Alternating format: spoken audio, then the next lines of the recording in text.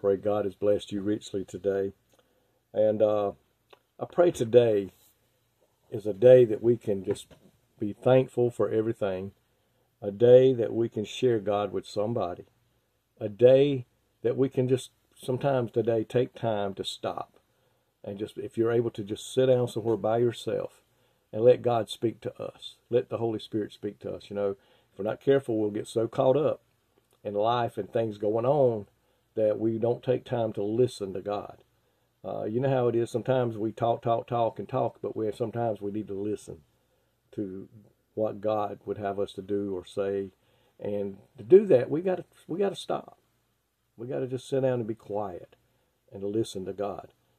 It's hard to listen to two people talking at one time.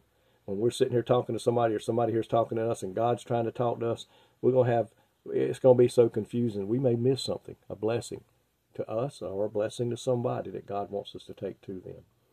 Today, I want to look at Ecclesiastes chapter 5, and I want to look at verse 1. I know I probably talked about this somewhere in the past, but we need to look at what this verse says, and boy, does it speak to us. It says, "Keep thy foot when thou goest to the house of God, and be more ready to hear than to give the sacrifice of fools, for they consider not that they do evil." When we go into the house of God, we're entering into a place where we gather to worship God, and that God may in turn speak to us, either through the preacher that's preaching, through a song that's being sung, through a testimony that's being given. Somehow, some way, God could be wanting to speak to us. Excuse me. So when we go into the house of the Lord, we need to be reverent. Now, that don't mean we got to sit there and be quiet as a log, a frog on a log, so to speak. We've got to worship God. Now, I know there's many ways to worship God. Some people do it quietly. Nothing wrong with that. Some people raise their hand. Some people raise their hand and say, "Praise the Lord. Hallelujah.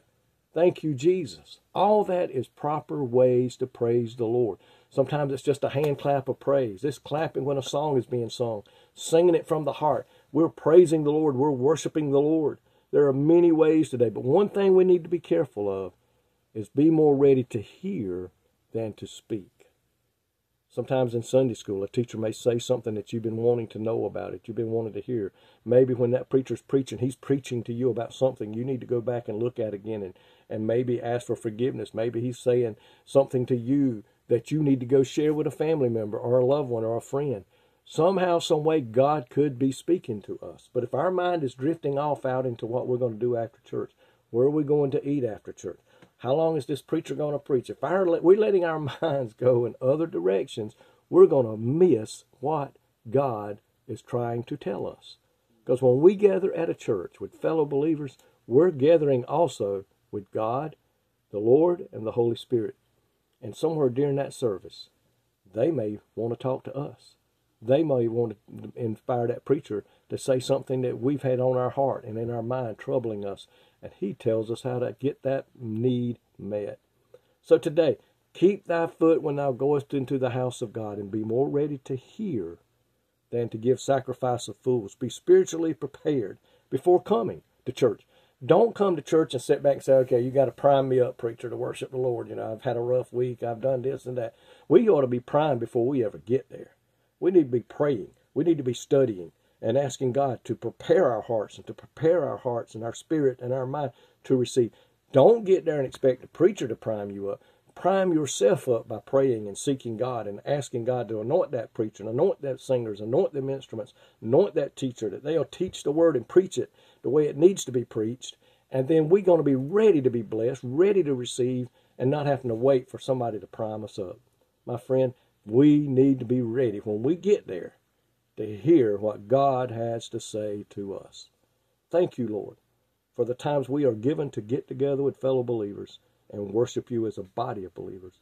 Pray today, Lord, help us be prepared when we get to the house of God to worship you, already ready to receive, already expecting to receive, already wanting to receive, that we may be blessed and be a blessing to others. In Jesus' name I pray. Amen. God bless you today is my prayer.